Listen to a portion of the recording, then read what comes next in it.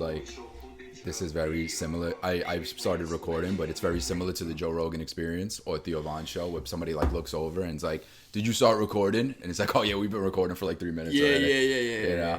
So it doesn't. It's just very go with the flow. Now I'm looking at the audio and I'm like, "Oh, this is a good audio. This is good." It's working? Yeah, it's all right, good. Yeah, I'm gonna make sure I talk nice. But that's the thing, bro. That's why like all this is part of it. It's not just like, oh, we're talking about whatever we're gonna talk about. It's our personalities, our like to go with the flow. You know, like I was saying to you, we get along, like how we. And I'll turn it now. This is a full transparency because we're very transparent. Yep. Translucently translucent. So you could actually see it now. When you're gonna start, if you're gonna start to talk this way, you're gonna.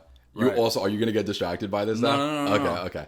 So it's good. So you can see your audio and stuff. That's why people use the headphones. The headphones. Because they're like, oh, I could hear myself in real time. For me, it doesn't really. Yeah. It doesn't do it. I tried it before. It doesn't really. I don't care about it. He's like Theo Von. He's like, oh, I didn't even realize you had yours on. Oh, when he was on Joe Rogan. Yeah.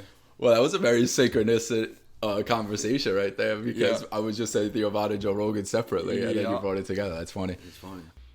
Yeah, it really is just to hear your own voice and stuff. That's why, like, this is obviously like a behind the scenes kind of start to the convo, but it is very hard to get because when you're having a conversation with your friends or whatever or anybody you're with, it's just kind of like easy. You don't care about talking, right? You're just in the flow. Yeah. You're just in the flow. So, but when you're doing it for a podcast, you're like, all right, now I gotta sound interesting. I gotta keep the conversation going. I'm fucking bored right now. Yeah. I want to go take a smoke. I gotta take a piss. Start psyching out a little bit. I know, yeah. But that's why it's good to get in the flow state, you know. Yes, we're in the flow state. We are. We're in the flow state. We're flow state. Flowing. Flow state with the Cuzoos. Yeah, we got our coffee. We got the two cousins here, you know, chilling. Gonna talk about some interesting things. Yeah. We got a couple points we want to talk about for Antarctica. Yeah, right? yeah. We're gonna start Antarctica. Our Antarctica. Arctica ants. Side note: somebody should name their kid Arctica so they could say my Antarctic. Yeah. I just thought of that. That'd be great. I wonder if that's like Mike Cock. Mike Cock, yeah. I had a boss, Mike Cox. No, you did not, I swear bro. to God, bro. Wow. His name was Mike Cox. C-O-X.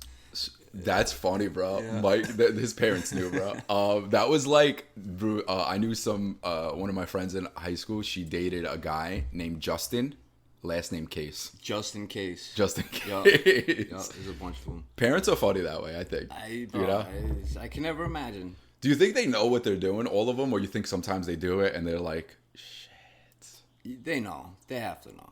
You'd be surprised, bro. Yeah. Similar to what we're talking about. There are a lot of dummies out there. You know, they're like, oh wait, I shouldn't have did that. It's similar to what we're talking about right now. What we're talking about. I'm gonna try to not sound like I'm from Brooklyn right now. What we're talking about is proper. Yeah, is like we think of these things, and you're like, how can you not think of this? But then just some people don't think of it, and then when you say to them, "Hey, your son is named Mike Cox." Oh, I never thought of it that way. Oh, interesting. Let's be grown-ups here, people. Yeah. So we're going to talk about Antarctica. I was doing a lot of research. I want to hear, we're going to get into it, but you know what I was thinking about? Because this is why this is cool to like manifest or sculpt into what the show is going to be, right? Like the first episode we did was more of a generalization, right? So we're just like, oh, let's just talk about everything that we think about conspiracies and stuff, like all these crazy conspiracies and stuff, right? That we are interested in. Touch on all of them.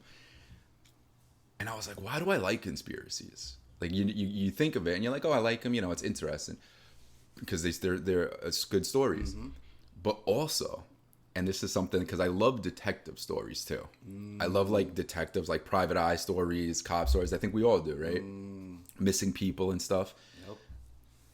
Missing 411 or whatever, right? All that stuff, the first 48.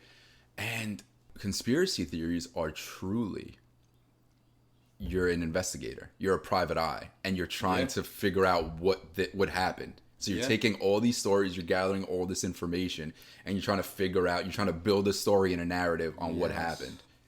And that's exactly what conspiracy theories are.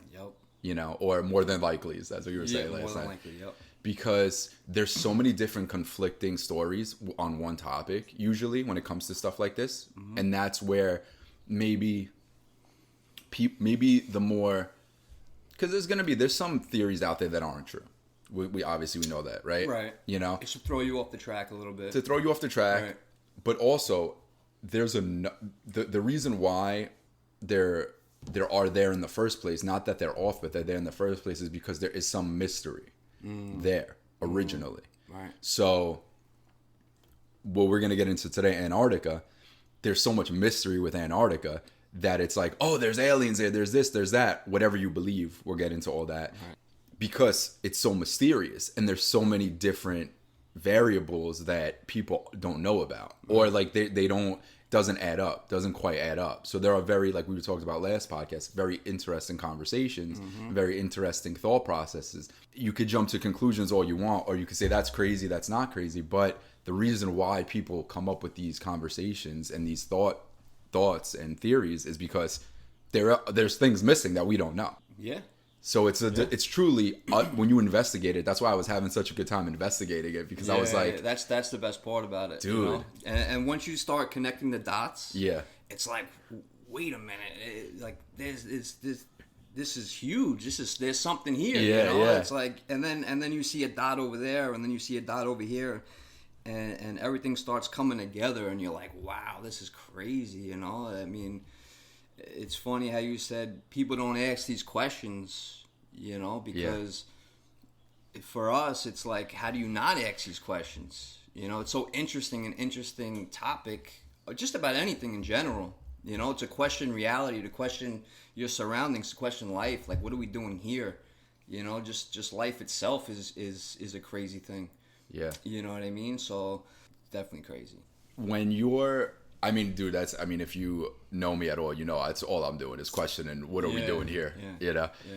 When you were piecing it, because there was a lot of this, when you were piecing it together, piecing this, whatever we're gonna talk about today. We're not gonna cover the whole thing. Right. But whatever we're gonna talk about today. Right. When you were piecing it together, what did you find yourself thinking, like you know about Antarctica, but did you find yourself putting a story together that you didn't necessarily put together before? Not just Antarctica, but just in general about just the world. Yeah. You know, because you would see something about Antarctica, and then you would see something about World War II, and then you start connecting the dots. Okay, that actually happened. There was something based in World War II that happened in Antarctica, you know, so stuff like that. Yeah. Or, you know, you would see something on TV, or you would see something in a movie, and you're like, wait a minute, I heard this from this guy like 10 years ago, and now they're showing it in a movie, kind of like how we spoke about last time, how they drip feed stuff into television and entertainment that have some truth to it, you know? So when you start connecting the dots in that way, you're like, wow, you know, like there's something here. You know, the world is there's a lot more to the world than we think that there is. Yeah. It's a lot more interesting and a lot more going on. You know, because what about you? What do you think? That when you said you about not just the Antarctica but everything, it is because when you sent me the thing, this was one of my favorite TV shows, but one of my favorite scenes. Pepe Sylvia from It's Always Sunny, when he has the board in the back and he's connecting all the things. Yeah. Because everything is pretty much connected. Mm-hmm. Everything is connected, like, and there are real things around these situations. That's what I was saying earlier, that there's a mystery there, but there are real things that happened. So when you said, it makes me think about just the whole world and put things together that I didn't necessarily put together. Yeah, I'm the same thing, because to talk about this, you have to talk about World War II. To talk about World War II, you have to talk about, bro, we could get into even, which I didn't do the research because I feel like everything is just so deep in research. Yeah, you got to do a lot of research. But you could get into Admiral Byrd, the guy who we're going to be talking about a good amount here. Yeah. He had 3 parades in New York City before he was 41.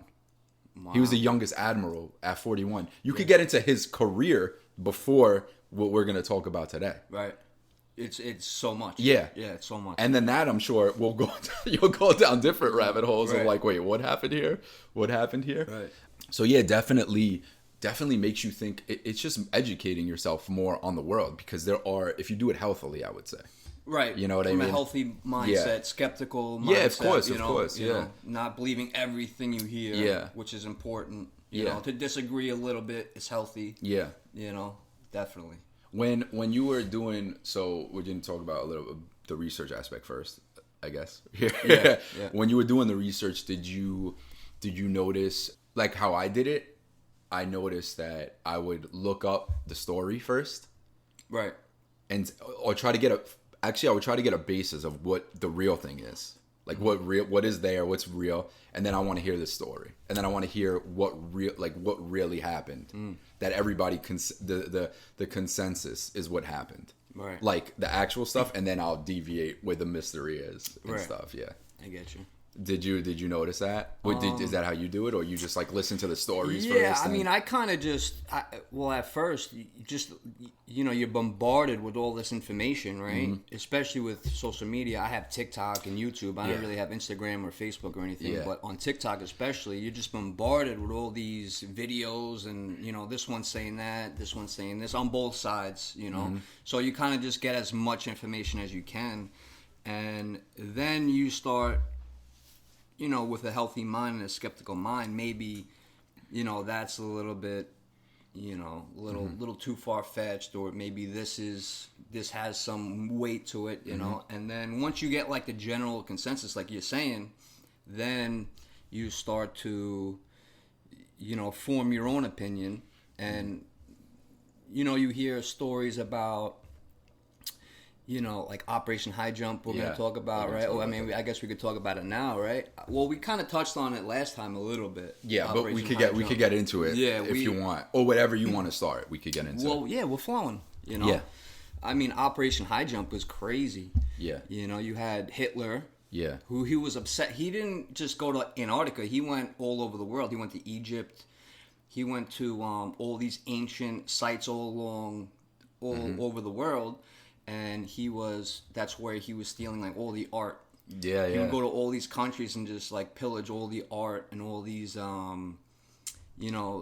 ancient relics and all that. And he kept that in this like a safe place. And he went to ancient Egypt because he knew that there was something other. He was otherworldly. He knew that there was something otherworldly, right? Mm-hmm. So especially with ancient Egypt, he would.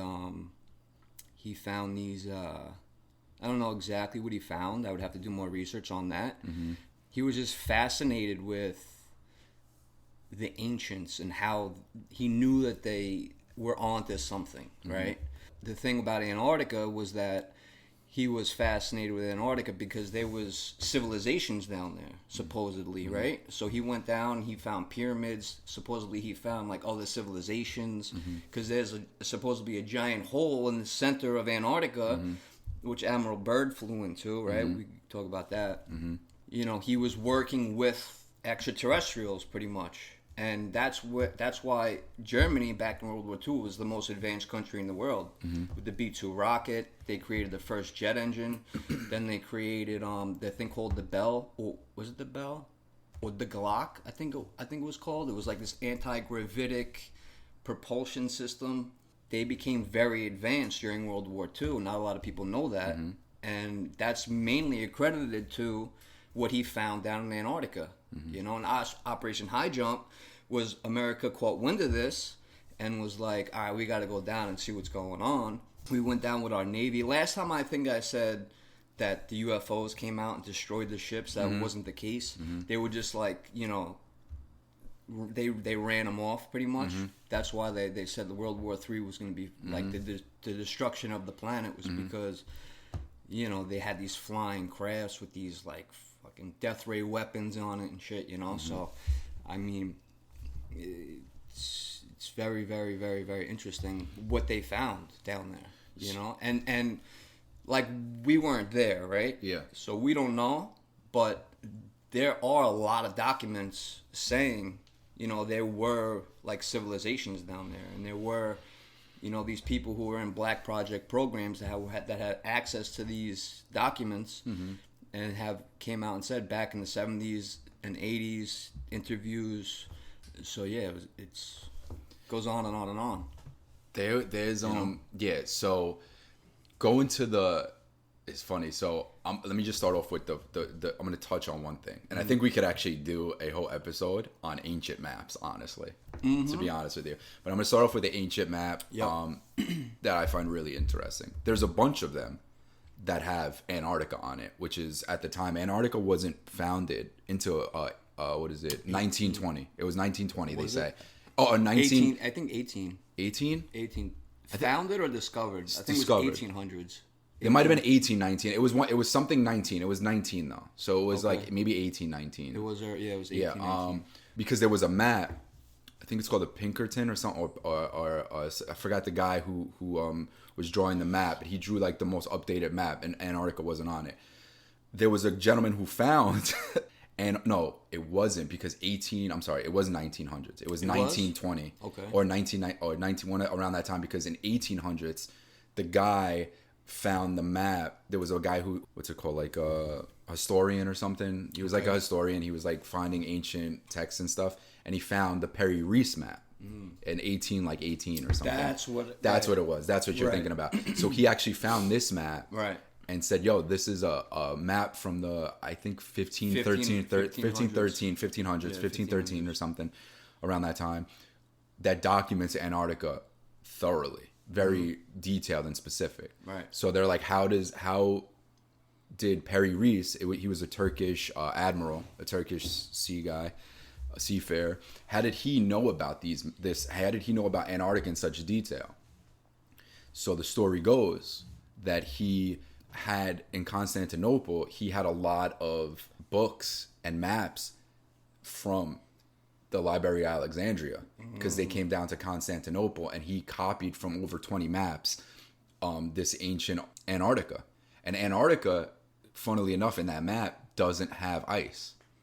They say the last time Antarctica didn't have ice was 6,000 years prior to that. Right. So those maps are from an ancient seafaring people from back then. Wow. So that would have been an ancient civilization that a lot of people posit had ancient technologies, I mean, if they could seafare 6,000 years before that, it's already ancient technologies that we don't know about. Or they had more technology than we knew they had. Right. Right, at that time. Right. Supposedly, that's where he got it from, the Library of Alexandria, before it burned down, quote unquote. We could get into that another day. So the Perry Reese map is a map from the 1500s that has Antarctica in great detail. Right. Now, skeptics say that that's not Antarctica, but in the way of how detailed it is, in the way of the knowledge that they had at the time, that they say they had at the time, there's no way that it's that coincidental. Right. And I feel like that's a way. Even the shape of it looks exactly like Antarctica. And I don't want to say there's no way. Let me not say there's no way, but for me, more than likely, it's funny how like everything is a coincidence when it doesn't pertain to the scheme of things, the status quo, the narrative that's being said. So, oh yeah, that's just a coincidence. Hey, maybe let's look into this idea more, rather than just say it's a coincidence. This is very detailed of Antarctica, especially other maps like prior to that and even before that that wasn't common knowledge of Antarctica. You know, they said that there some scientists did say that there was like something to balance out the world, a continent to balance out the world that was down there, but nothing in that detail. Nothing in the detail that Perry Reese did. It was like you had to be there to map it out. So we'll stick with that, right? So there was an ancient civilization. I'm going to say that's a part of the narrative. 6,000 years ago that documented Antarctica, right? So you take that. That's the Perry Reese map. Then you go to what you were saying about Hitler and the Nazis and stuff. NASA was founded after the war.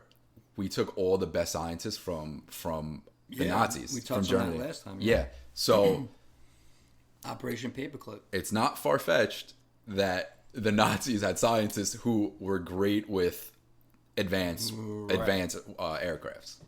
Right. Right. So that's to go what you said. So okay, so now we already know that the Nazis are advanced in the aircrafts. NASA, and if you look into NASA, which once again that could be another day, is they're big into the occult.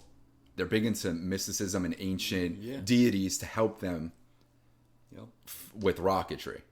And even the guy, you could look this up, this is real, the guy who who was like the leader of the rockets that were made from Operation Highjump, Paperclip and stuff. He was a Scientologist. Werner von Braun. Yeah. He was like I don't know if he was but they were big onto like the mysticism occult and like sex rituals. Right. They made a whole show out of this, by the way, on Amazon. So this is a real thing. Right. Well, that's what I mean when Hitler was into the whole, you know, spiritual realm and mysticist realm, you know. Exactly. He knew about this stuff. Yeah. You know, and he went scouring the world to find it. Yeah. So now you have the ancient.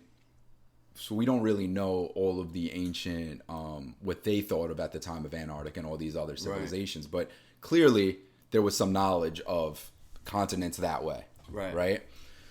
Mysticism and stuff. So we're just setting it. I'm just trying to set it up to go off a real basis. Yeah. So to go what you said, the Nazis went down there. Supposedly they went down there they took a ship this was before World War II, actually. Before they invaded Poland, they went down there. They took a ship with like 80 scientists, supposedly too. I'm not going to say to corroborate these things, which also I've noticed, and I want you to give your opinion on this. Mm-hmm. You can't corroborate things in these sort of stories or these sort of theories, mm-hmm. because there are the mysteries there, but also like, oh, it's never been determined. There was no information I could find. Or this is speculative, right? Because I think all this stuff would either be brushed under the rug, or like there would be no documentation to corroborate anything of this, right? Because why would they, do that? He took mystics down there with him. They took mystics supposedly, like mm-hmm. like people like who were big into the kind of like mythologies and stuff with the Nazis, right? And some other people, right? And they said like when they were going down there was an aircraft that was surveilling. They took an aircraft that was surveilling, taking pictures of all of Antarctica and dropping Nazi pendants down everywhere to say, mark that this is our territory, New Schwabenland. Oh, yeah. And so supposedly they didn't do anything. This is the real story. They didn't do anything and they came back. Mm-hmm. And now the official narrative is that they were looking for whale oil down there. Because that's what everything ran on. Mm-hmm. Whale oil, that's where their explosives, they were getting ready for war. But they couldn't do anything down here, so then they came back, if you believe that story, right? The Nazis came back. They didn't stay there, supposedly. All right. That's the narrative. Okay. That's the narrative, right? That's what I'm saying. There's no official documentation that they stayed down there, mm-hmm. obviously. Well, I'm just going to say I do think that they did stay down there. I'm going to say this real quick because I'm going to link it to other things now, right? Okay. I want to hear what you think first before I link it to things. When you have so many people saying the same thing, mm-hmm. Like you have all these UFO sightings, right? Mm-hmm. When you have all these people saying, or even alien abductees, you go that just as an example, mm-hmm. right? You have all these people saying the exact same thing, their experience. They don't really have communication with each other, mm-hmm. but they're all describing in great detail the same thing that happened to them. It's coincidental, but I don't believe really in coincidences, right? So mm-hmm. To me, there's more truth to that than anything else. Mm-hmm. When everyone has the same story, right? So I would listen to these guys who, even like construction guys back in the 40s, right? They would talk about going to Antarctica and building underground bunkers and these underground cities down there. That's why, to get out of the elements in Antarctica. Mm-hmm. So you have eyewitness testimonies of the engineers who went down there and built all this stuff. The Germans? The Germans. Okay. Right? Yeah. So I didn't know if you were talking. the Germans. Okay. Or you would hear about, a guy who worked in a black project, a couple guys who worked in black project programs, mm-hmm. who, were down in Antarctica doing archaeological digs on these giants that they found down there, I could go into that, a whole nother realm, at another time. You hear all these stories and you just think, these guys all had very similar experiences. Are they all in cahoots? I don't know, mm-hmm. but it's very it's very interesting that they all have these kind of same stories, you know. So for me, I think it's more truthful than a lie. Right. I that's really amazing. That's really a great perspective, because it is true. It's like, if you hear all these different things corroborating a sort of similar, what's like the, you know, in math they have the greatest common denominator. What's the greatest common denominator of all these things, right? And I'm not good at math, so I don't know why I just did that. But it's true, though. It's like, what's the common thread with all of this stuff, you know? Yeah. That's why when you have the Nazis going down there, right? And then they go down there. The official story is for whale oil. It's for, you know, everything runs on whale oil for explosives and stuff. And then they bring all their scientists. They bring all, like, I believe military people. They bring the mystics. I think they're called Thuls or whatever, something like that. These people, they bring them down there, supposedly. I don't know if anything of that is corroborated, but definitely they took a voyage down there. Then they came back, right? So now supposedly nobody's down there, right? They just found New Schwabenland, and then they came back. What that was right before the war, and they said now the general narrative is they couldn't be down there because they couldn't fight a war and be down there. I don't think that's the truth. I don't think those two things are mutually exclusive. I think you can fight a war and also have a side thing you're doing over here. Maybe it's a distraction. Who knows? You know, that's a thought process that I go down. Right. You know, not to say that happened, but that's a thought process. You have your scientists or people working on stuff here, and you have a whole war going on here that maybe has nothing to do with kind of what's going on over here. And don't forget, the Nazis, they went into Poland. They invaded all these countries. So, all right, we're going to kill you if you don't come and work with us. Yeah. So they recruited people from Poland, France. All the best. The Netherlands, right. You know, you're a scientist. Okay, if you don't come and work and do what we want you to do, we're going to kill you. So what are these people going to do? Okay, I'll go with you. And so they got people that way. So I think you're right. I think you're able to, you know, go to all over the world and also fight a war. You know, so I agree with you. Right. That's I mean, and like you said too before, you said that they went to all these other different spots, Egypt, all these other spots they went to. So how can you do all that stuff and do that? There's two things could be possible. Africa, they went to Africa. Yeah. Well, obviously Egypt's in Africa, but you know, they went everywhere. Yeah. So, what makes me believe that they stayed there was that cut to, was it the 47 or 57? 47, I think. 47. Well, Highjump. 47. 47, right? 47, yep. Cut to years later, Operation Highjump. When the war is over, Operation Highjump. You have Admiral Byrd. This is the real story. I think he did 2 explorations before this last one. Yes, he did. So he did 2 explorations toward the North, South Pole, or whatever poles. It's going to be very hard for me to remember that right now. To the poles. He did 2 explorations. Then he said, all right, we're going to go back. And we're taking a fleet. Like, it was it like 80 ships or whatever, something like that. 30 space aircrafts. He was rolling deep. Guns, ammo, everything. And this under the guise of drills, right? Military drills or something. Right. That's what they say, right? Yep. They proclaim. Whether you want to say it's military drills or, you know, whatever you want to say. They're going down for quote unquote drills with this literally armada, this whole unit of war soldiers, pretty much. That already seems fishy to me, that you're going to Antarctica with this whole drove, this army, your army, a small army, you're going down there. That makes me think that they thought something was down there. Right. At very least, they thought the Nazis, they thought somebody was down there that was going to be hostile. That's what I'm thinking. Right. Because there's no way. That's like if you're going to do a routine check on a person, if you're a cop, you're doing a routine check on a house, and you bring the SWAT team. Yeah.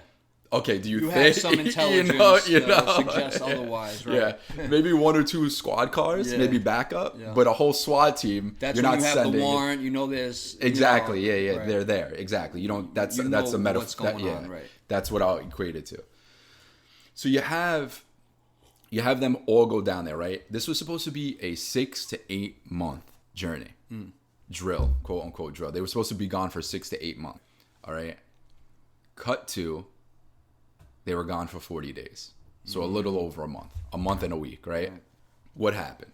This is supposedly the story. So Admiral, this is I'm going to say a real thing that happened. Admiral Byrd, that's Admiral Byrd's what's his name? Richard E. Evelyn Byrd, which I never heard of a guy middle name Evelyn, but okay, let's go. We're fine. When I heard that, I was like, Evelyn, what? It was the 40s. It was the 40s, right? No judgment, but all right, but interesting. I came up.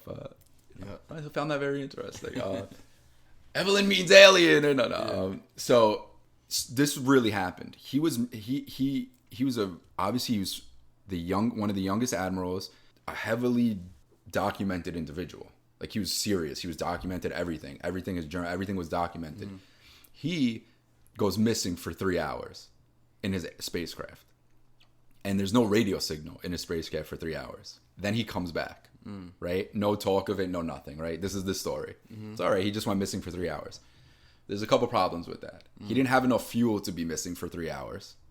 Number one. In a spacecraft or I'm sorry, in a plane? In an airplane. I'm sorry. Am I saying spacecraft? You sorry. said, yeah, but... Yeah, sorry. I don't mean space. Yeah. Well, all right, but that's what's going to be the story. Yeah, okay. So there's no... That's the problem, is in his airplane... Sorry. In his airplane... No, you're good. In his airplane, you can't be gone for 3 hours. Right. You're going to run out of fuel. And he's not the type of guy to just take off his radio or anything or whatever. Like... He's well documented. Right. He's an individual. So he came back. There's just missing 3 hours. He doesn't talk about it. So the fuel should have ran out, and he shouldn't have been gone for that long, for 3 hours, undocumented. The conspiracy theory, quote unquote, is that he was driving his plane. He ran. He was seeing. He hit a patch of Antarctica that was not frozen. It was green, right? And then supposedly he saw crystal like buildings and stuff, right? Crystal City. And he noticed flying aircrafts around him. Supposedly the flying aircrafts went over his radio transmission with a American. They were speaking English, but they spoke in a German or European, some kind of accent, and some kind of accent. One person said German, somebody said an English accent, but he couldn't quite make it out. So who knows what the accent was? But this is the story. Goes over his radio and says, "Calm down. You're in safe hands. You're not going to be able to control your thing," because he was trying to take control of his aircraft and it wasn't moving. It shut off, and they just went over the radio. They said, "We got you. Just relax."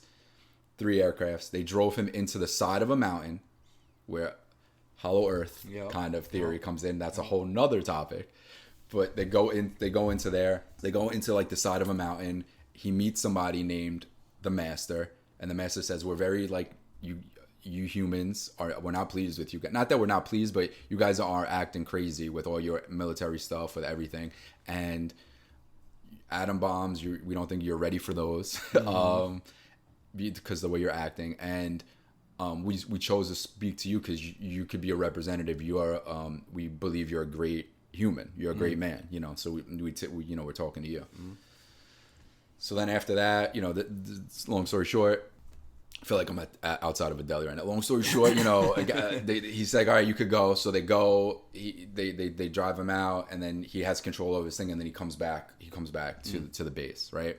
That's the story that supposedly is in a long lost diary of his that was never corroborated. That's the theory because nobody ever found his diary for real, right? And it was never disclosed. What do you think they wanted from him, or did they give him? Well, so here's the thing. So supposedly, also at that time, the base, what you said, the base was how you said last time was being attacked, but it wasn't being attacked. They were shooting at these UFOs that were showing up at the base, and I think the UFOs might have been like trying to warn them to stay out of there or whatever. Yeah, exactly. They have the force field around them. That's kind of like the Battle of Los Angeles. Oh yeah. That's also very interesting too. They shot at this thing with literally the Navy ship shot all their artillery at this one craft, could not damage it at all. Oh wow! So they probably, like you said, they were shooting at this craft. They couldn't do it, but they were warning them, right? Like kind of so. That's another connection, you know what I mean? Yeah, Battle of Los Angeles. We have to. I never looked that up, but we have to. I know that's a movie, but we got to talk about that. That is crazy. We got to talk about that another time because. But I'm just saying, going with you're saying, there's a connection there. No, with the thing. So to say that spaceships they got into like the altercation, and the spaceships weren't trying to kill them, but I think maybe there were some casualties, I think, at that time. I'm trying to remember the story in that way, but there were definitely a couple casualties from this expedition, but I'm trying to, they weren't supposedly the spacecrafts that showed up at where the expedition weren't trying to hurt them. Right. But they were shooting at them, and stuff. So then Admiral Byrd comes back, and that's when they left. That's supposedly when they left to leave after 40 days, when it was supposed to be 6 to 8 months. Out. Yeah. Right. So there's I believe I saw that there was like a Russian documentation of the spacecrafts going to the expedition and them having a little altercation. So there's supposed to be documentation of like a Russian person who documented this, like in a Russian news or whatever, newspaper or like documents. But there's a little bit of like discrepancy. Like they got some names wrong of ships, they got some names wrong of people, this and that. But who knows? That could just be misdirection or whatever. So to say, oh, that's not true or whatever. But supposedly there is a little bit of documentation from that, the sightings of the UFOs and the shots fired there. So then supposedly they leave, they go away, they leave after 40 days, Admiral Byrd and the expedition, and they say that it's because of weather conditions, which is weird because that's the best, that's summer there. So it's not bad weather there at all. Right. So, and to go for 40 days to come back after you're supposed to be there for 8 months with all of this money and artillery and stuff, for weather conditions for a man like Admiral Byrd is ridiculous. It's fishy. So that's the story. And then he talks to then when he comes back, there's one, I couldn't really find interviews with him afterwards, like voice interviews with him afterwards, but he did an interview for a Chilean magazine. Originally, the Chilean magazine says that we have to be ready because there could be spacecrafts that go from pole to pole in lightning speed, and they're going to maybe attack us. Supposedly, the Chilean media spiced that up a little bit, and really what he said was there might be spacecrafts coming, there might be airplanes coming from Antarctica that will attack us.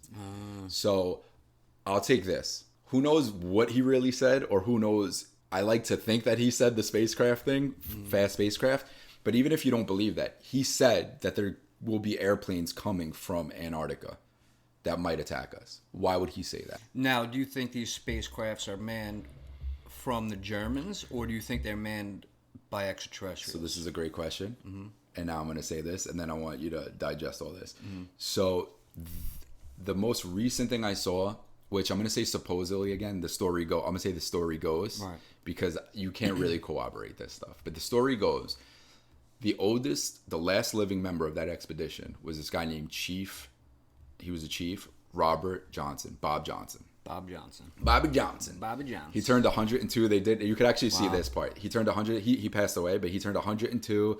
They did a whole like birthday party for him. They showed him on the news, like a little 2-minute clip. And he was like, yeah, they asked me if I ever wanted to go back to Antarctica. And I said, why do you think I live in Florida now? Stay out of the cold, man. Like he was so lively at 102. He was like a man, like a real, like the greatest generation kind of guy. Yeah.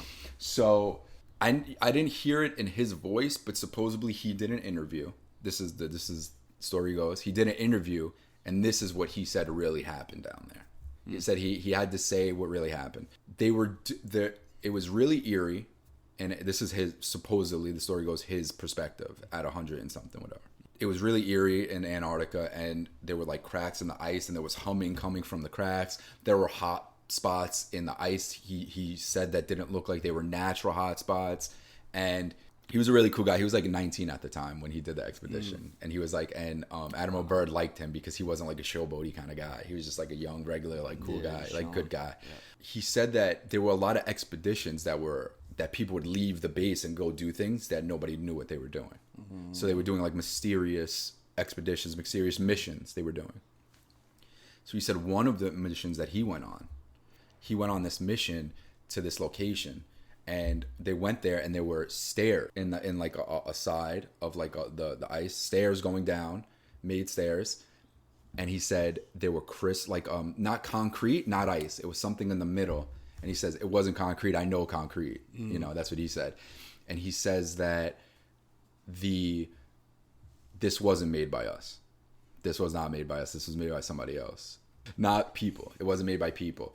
So one of his superiors went down into the hole and didn't come back out. So then somebody else went down into the hole, like deeper into the hole, because they said we're supposed to just stand outside the hole, not go in the hole. The next one went to go look for him, but he tied a rope on him, connected him, went down into the thing, and he wasn't coming up. So after a while, they pulled him out, and he was unconscious. Wow. Supposedly, he never talked again after that. Wow. Yeah, and he went into like a psych ward and stuff. Supposedly, he never talked. So then they ended up blowing that entrance up. They blew it up. Go back to base. Admiral Byrd comes back after 3 hours missing. He comes back and he stops Johnson in the hallway, like kind of blocks his view, and he goes, "Man, we saw things that we're not supposed to see here." Yeah. And he goes, "We saw things we're not supposed to see here." And he goes, and then after that they left. Wow. They pretty much left. Wow. Right after that. So that's the story. He said he didn't see no UFOs, he didn't see nothing, but that's that story.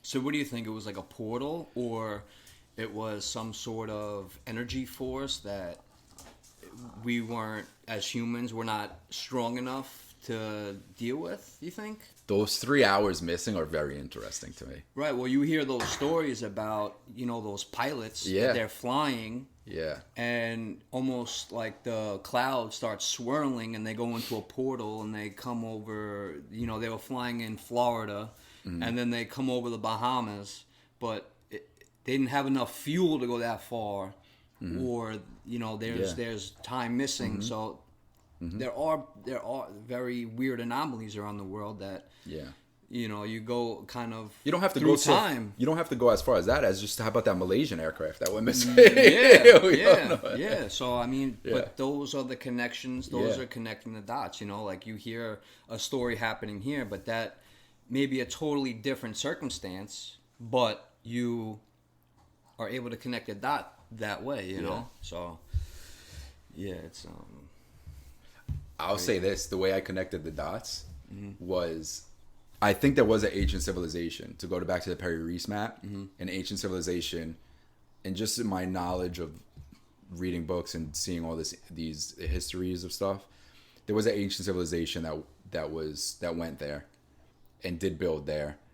Maybe it was similar to like how the Americas are here, the Mayans and stuff, because that's right near Argentina, Chile, Peru. That's like South America down there. So it's right there. Yep. So they had very advanced, in my opinion, very advanced civilization. We don't even know half of this stuff. Brazil, the Amazon was crazy. Yep. So I think there was an ancient civilization down there that was our culture that long ago, and even before that.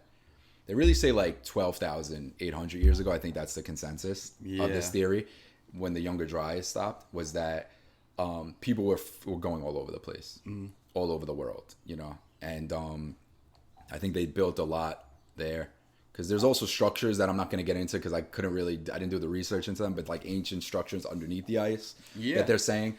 But I think that there was a civilization there, and I think there are technologies there. Yes. That are either under the ice, hidden, or and I'll just say this from my research, I think the Nazis went down there, they discovered something.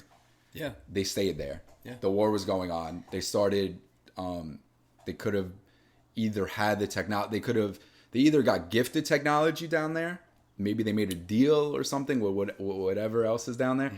They were gifted technology, or they were working alongside them while they're having the war over here.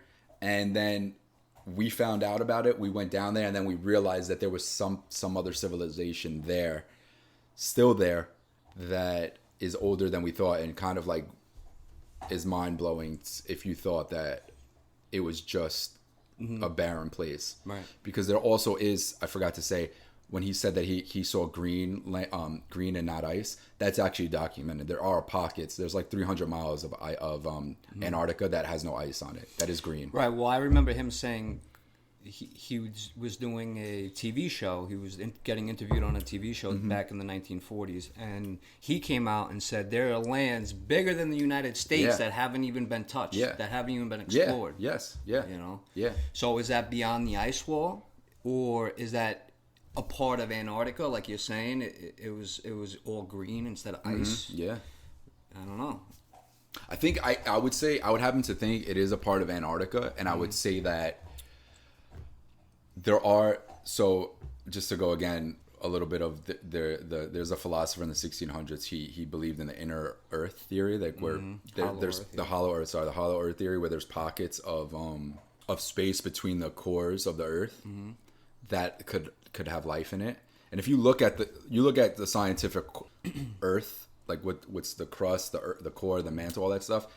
The crust is like if you skin an apple. If you just skin the top of the thing, that's like where we are. Right. So we, to drill, and we haven't even drilled halfway through.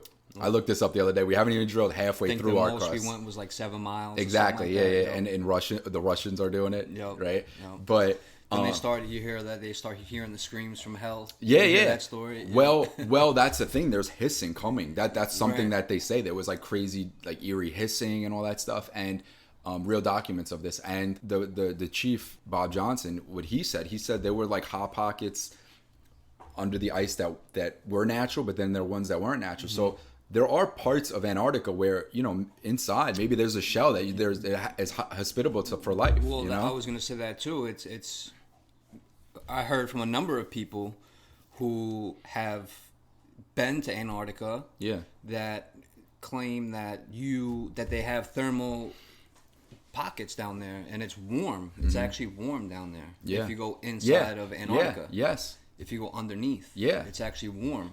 And that's why these cities are able to flourish.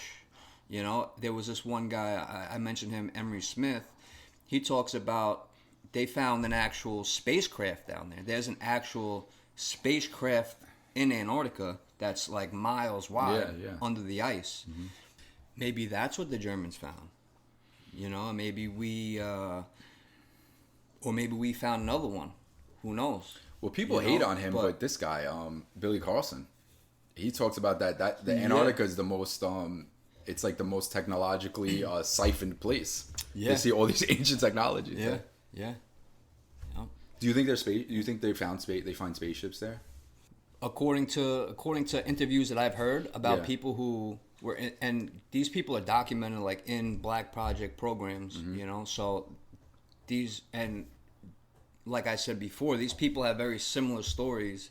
Like, do they know each other? I don't know, but they're saying very similar things to where, they found giant spacecrafts down there, and kind of like how you see in the movies. I'll always bring up movies because I think they drip feed us truths into movies, right? I don't know what's going on with movies, but there's definitely a connection between there's definitely movies a connection, and the whole CIA thing. Like, why was the CIA infiltrated Hollywood? Yeah, that's sketchy. You know, if that's not the case, right? Mm-hmm. So, I heard from a few people. There's spacecrafts down there. They found spacecrafts under the ice. They found these giant, like, cryopods that hold giant, like 33 feet long, giant cryopods that keep people alive long after. You know what I mean?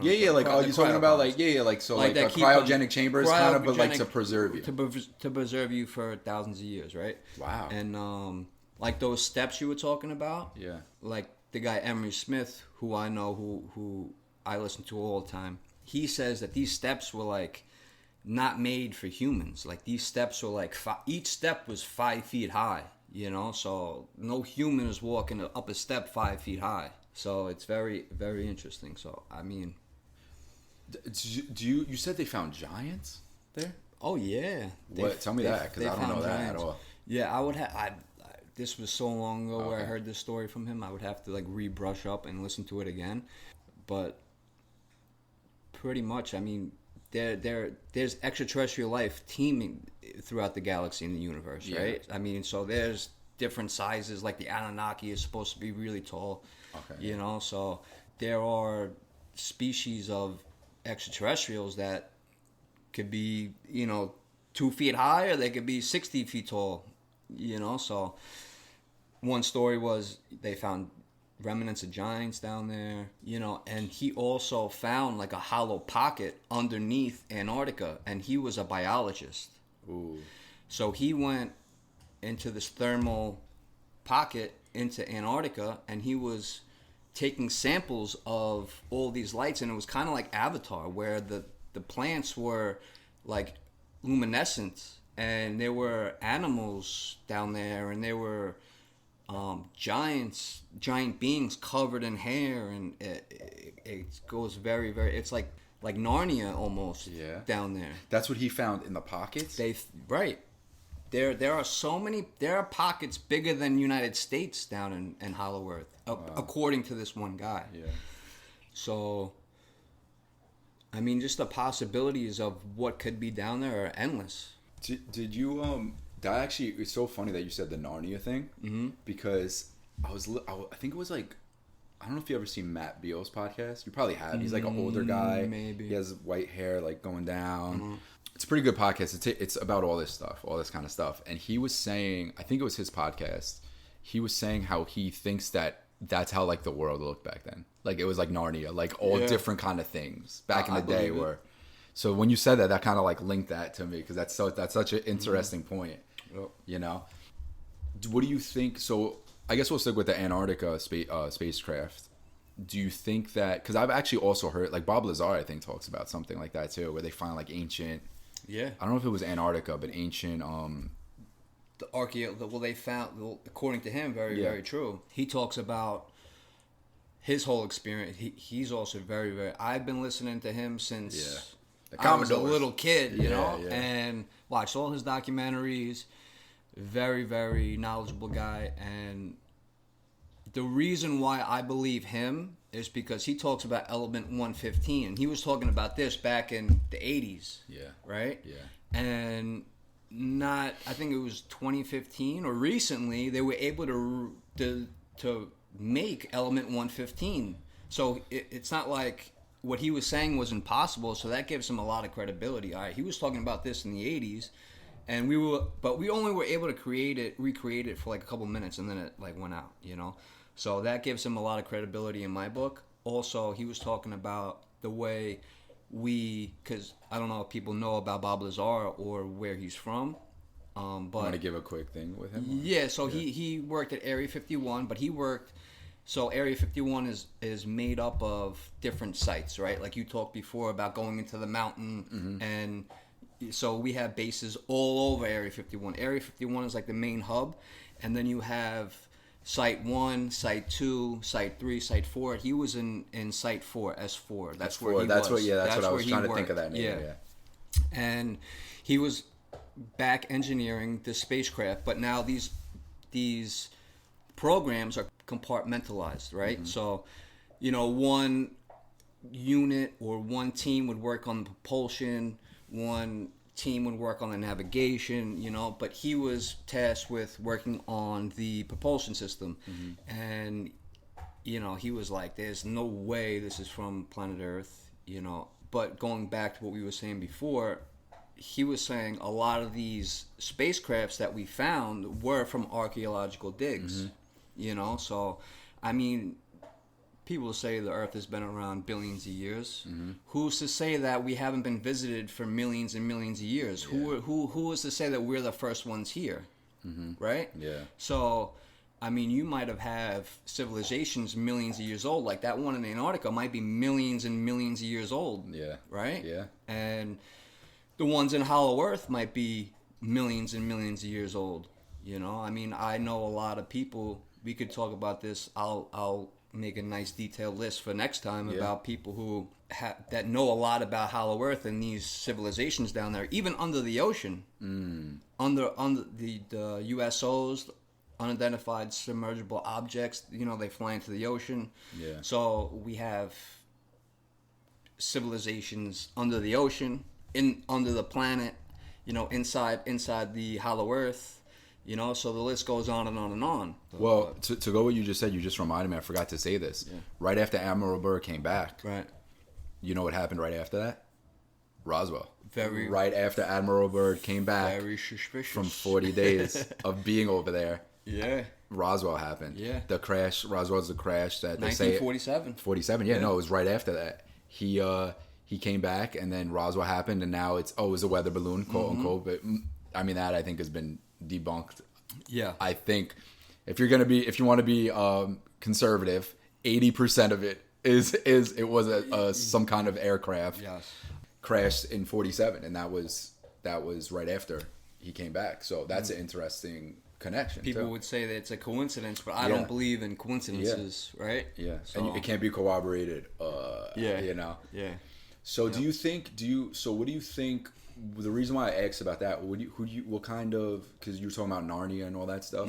What do you think? Who do you think lives down in Antarctica?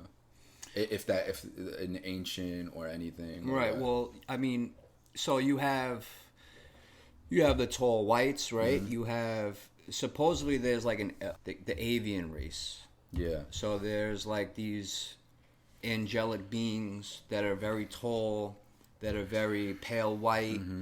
They're very old. They live like 1,000 years. They're very spiritual beings. They're very,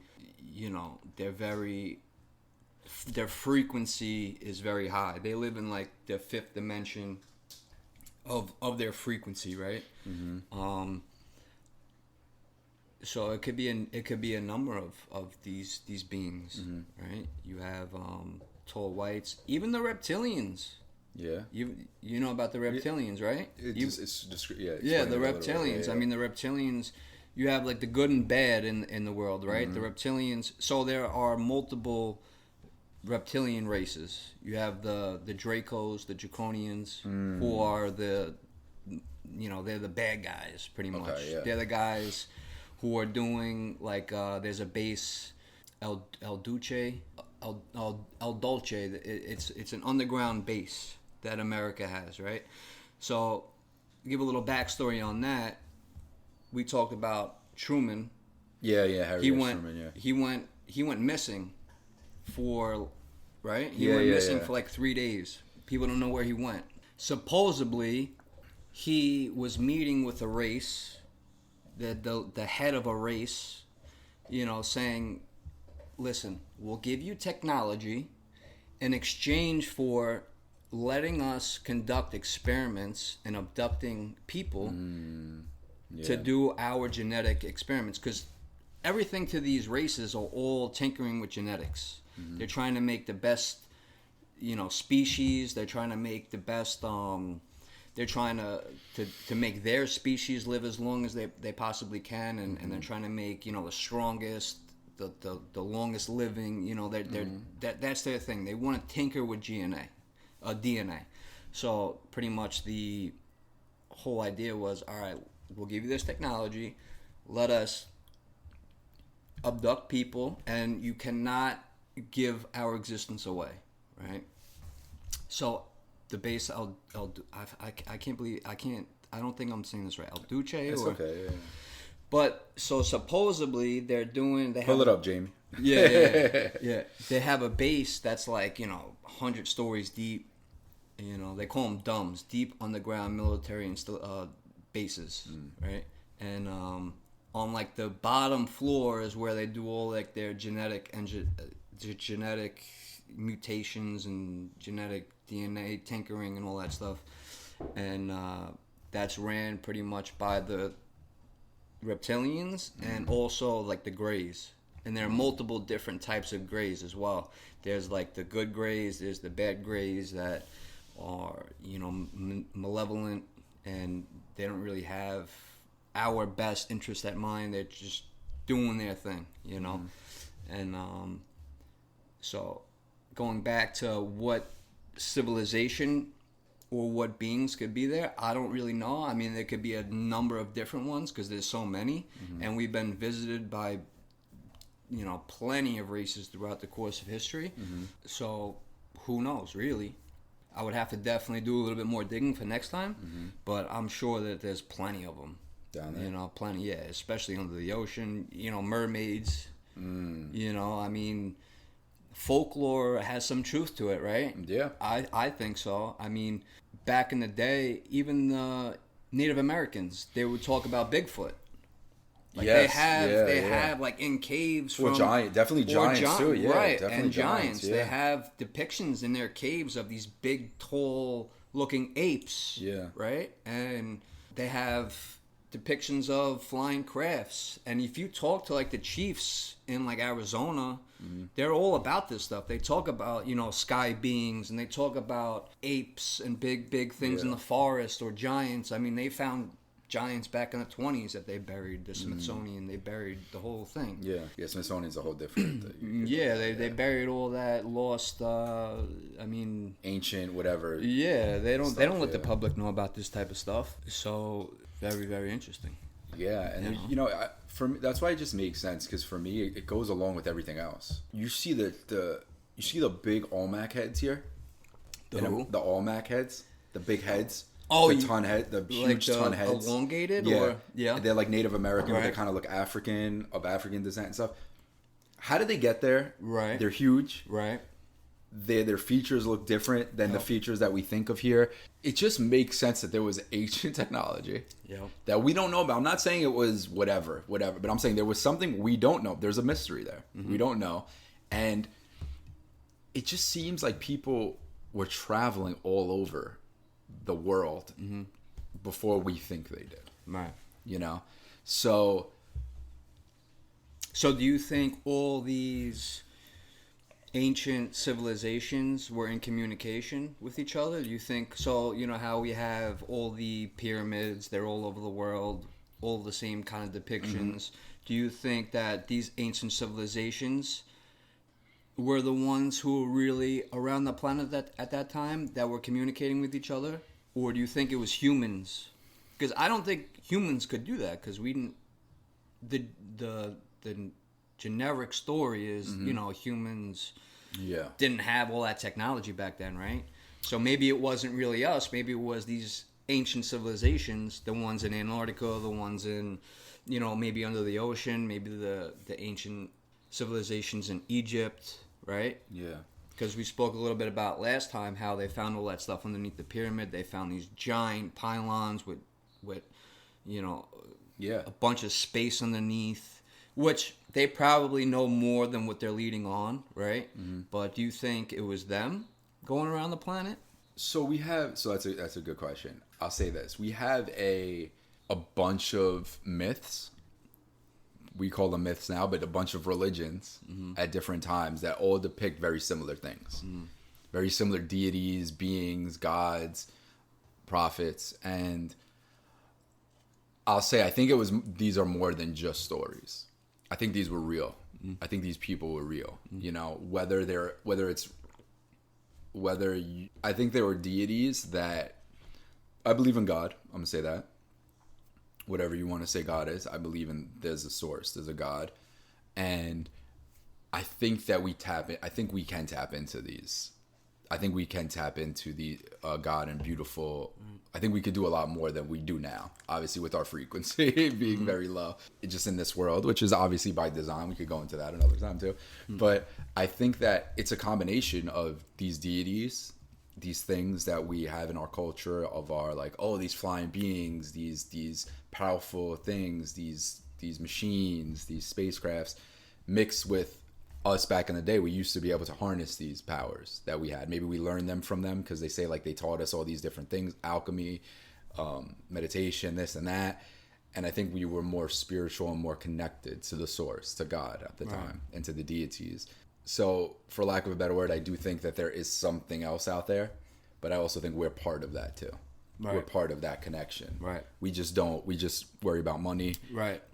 We're distracted enough. We're distracted enough. We don't think that, right? Yeah. And it actually would make sense that in Antarctica that a lot of the high frequency beings would be there, because there's a lot of minerals and stuff. We didn't even get to that. The real stuff that's there, like the minerals, the gold, the oil, diamonds, precious, all that, right. Precious stones gold. And stuff. All that. There's the most of it is concentrated there on Earth, and there's no distractions, and there's no there would be no human interference with, you know, the frequency that they could be, right, you know, highly vibrational beings, you know, over there, right, if you were to say it, you know, because a lot also too, like the story goes that they do try to find people that have that gift, like the Monroe Institute and Stargate and all that stuff, where people would try to find things telekinetically and stuff that the government has run, so you could look that up.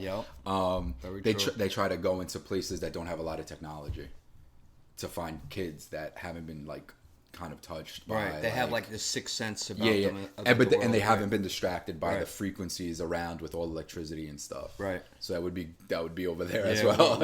Our brains are getting fried by it. Pretty much, yeah. All the frequencies and electricity. Yeah. Dude, that reminds me of 5G. That reminds me of Jason Momoa. He's such a bro. I love him. Yeah. He's like, somebody's like, oh, put these on and try to see if you know the song. And he puts on these Bluetooth earpieces and he's like, you're trying to zap my brain? I tell my kids not to use these all the time. You're zapping my brain now, man. Yeah. But yeah, it would make sense that the high frequency beings would be there because there's nothing around there. And they could just live in their high frequency. Yeah. Yeah.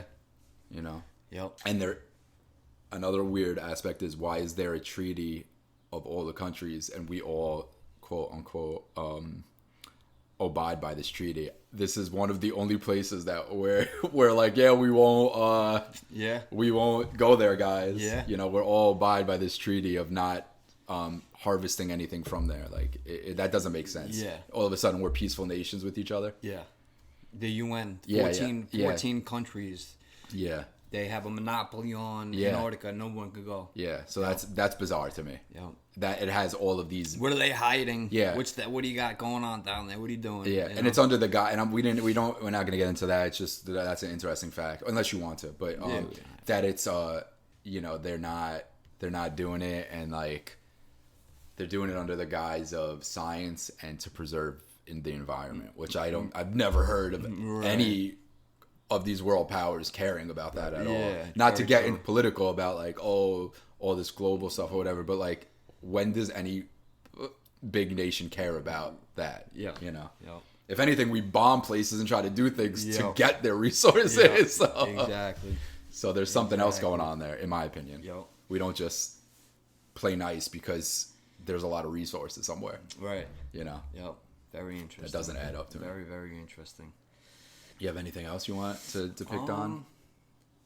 No, I think we covered it all, man. Think so? Yeah, so far. Yeah. I think for the next pod, we're gonna go into depth about a couple other things. Definitely. We'll do the what was it? You want the list of? We could do a little bit of Hollow Earth. Talk a little bit more about Antarctica. Go into a little bit more depth then, if you want. In another direction, because honestly, that's the thing. There's so much. Like, there's so much. You can't cover everything about everything because there's just so much. Right, and some of this stuff could get like really, really wacky. So we got pretty wacky. We got pretty wacky. Which is good. I think the world is just a very interesting place, and I think it just boggles my mind that people don't. Like we said last time, more people are aware of this, right? Mm-hmm. But, still a lot of people aren't. And to question, people take life at face value. They don't ask what's behind the curtain, really. Mm-hmm. And which boggles my mind. There's so much stuff behind that curtain, and we're going to dive deep into a bunch of stuff. So I'm excited. I'm excited for the series. And that's what's so cool about this, because like you hit me up, you're like, yo, we're doing an episode this week. And I was like, but then I was thinking about it, and because I think about everything like deeply on accident. Like I don't even try to do it. And I'm like, this is legit like a part of our lives though. When we get together, we talk about this shit all the time. This is our natural. Whenever we're together, we talk about this stuff. So it's like, why wouldn't we get together and just fucking talk about it? Like, it's such a good flow into it. It's like, this doesn't like, there's no effort. We're just talking. We look up what we look up normally, and we just talk about it. But I like it because it's a little bit, I don't know if you noticed this, I would like to hear your thought, but it's a little bit more aimed. There was a little bit more aim to it, a little bit more concentration to specific things. Right. You go into a little bit more depth into one subject instead of going here and there and jumping around. Kind of like last time, but and I think the more we go, the more we do, I think the more detailed it'll become and the more professional it will be. I mean, obviously, we're still going to joke around and have fun and laugh, but I think it'll be, right, like you're saying, more aimed into one area and more interesting to listen to and kind of like follow a format in a way, to where we have like our bullet points and our interesting things we want to say about them. And go from there, so. Yeah, and if you don't like us talking, you could go kick rocks, all right, bro? Go kick a couple rocks. Go kick a couple rocks. 2 Antarctic rocks, bro, all right? Yeah, bro. I'll start flying away. Yeah. But that was beautifully said, man. I think that was great. And like you just said, we do it, we get better, and you're here, you guys are along for the ride, man. Yeah, man. Yep, what a blessing. What a blessing. It's a great time to be alive. Love you guys. Love you guys.